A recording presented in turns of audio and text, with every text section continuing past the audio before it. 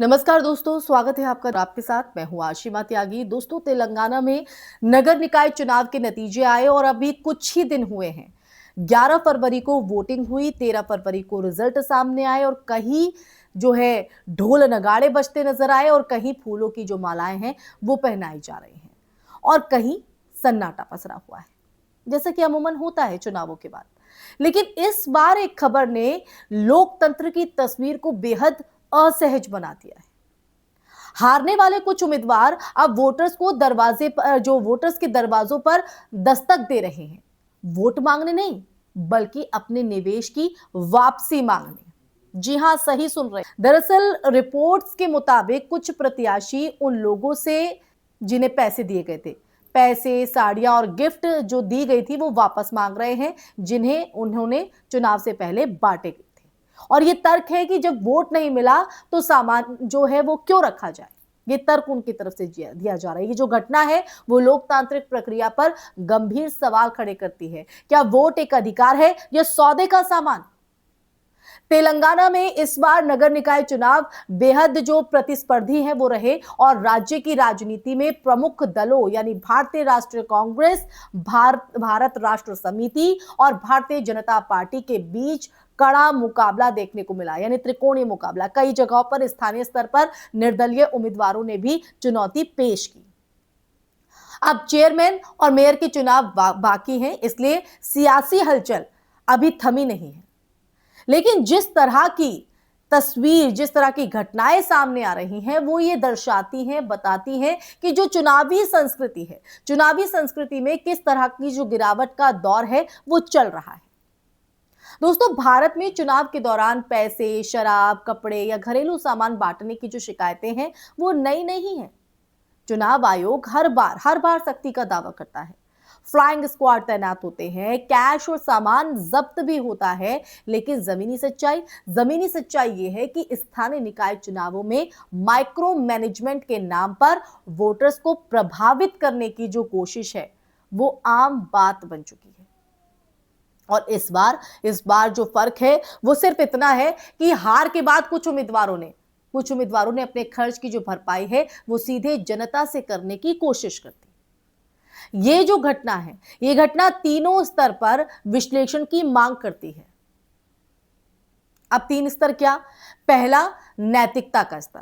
अगर कोई उम्मीदवार वोट पाने के लिए पैसा या सामान बांटता है तो वो पहले ही लोकतांत्रिक मर्यादा का उल्लंघन कर चुका है।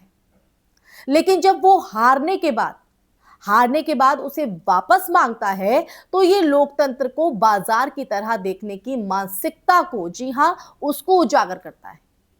वोट को एक लेन देन की वस्तु समझना नागरिक अधिकार का अपमान है। अब आते हैं दूसरे स्तर पर।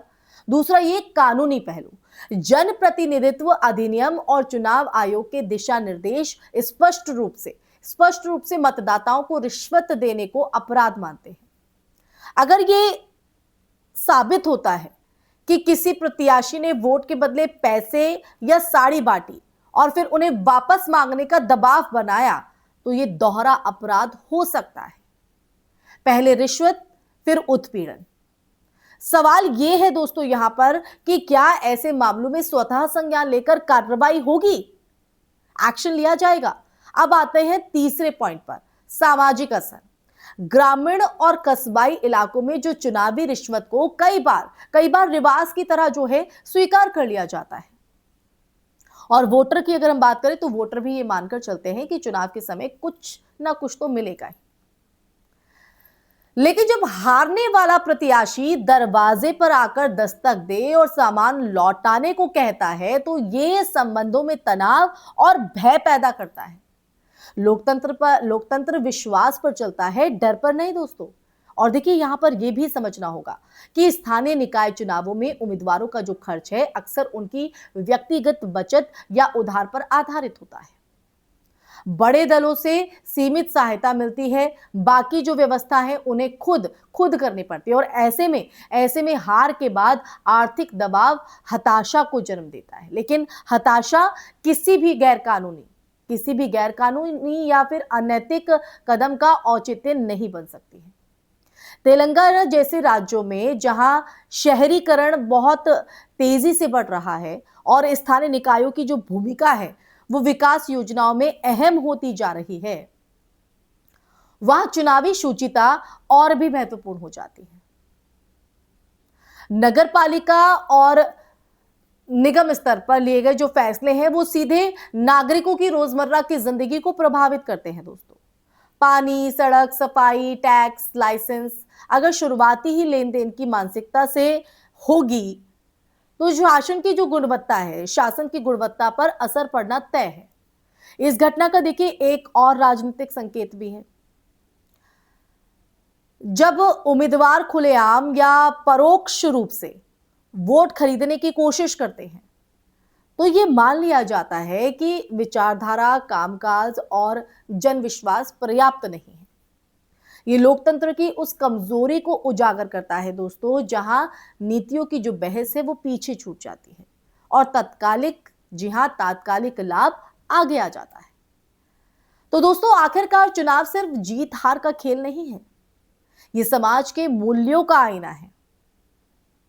अगर वोटर को सामान से जोड़ा जाएगा और वोट की जो कीमत से, तो हार के बाद हिसाब किताब की जो मांग है वो मांग भी उसी तर्क से निकली। तो दोस्तों तेलंगाना की जो पूरी घटना है वो हमें याद दिलाती है कि लोकतंत्र की मजबूती सिर्फ ईवीएम या बैलेट से नहीं बल्कि राजनीतिक संस्कृति से भी तय होती है। सवाल अब ये नहीं है कि किसने कितनी जो साड़ियां हैं बांटी हैं, कितना पैसा खर्च किया है, ये सवाल नहीं है। असली मुद्दा यहां पर यह है कि क्या हम वोट को सौदे से ऊपर रख पाएंगे, क्योंकि जब लोकतंत्र बाजार में बदलने लगता है तो सबसे बड़ी जो हार है, सबसे बड़ी हार किसी उम्मीदवार की नहीं, जनता की होती है। इसी के साथ दोस्तों इस चर्चा में फिलहाल के लिए बस इतना ही। दोस्तों ये चर्चा आपको कैसी लगी कमेंट सेक्शन में कमेंट करके जरूर बताइएगा। इस वीडियो को ज्यादा से ज्यादा शेयर कीजिएगा, हमारे चैनल को सब्सक्राइब कीजिएगा। फिर हाजिर होंगे ऐसी ही चर्चा लेकर, तब तक के लिए अपना ख्याल रखिए। जय हिंद, जय भारत, नमस्कार।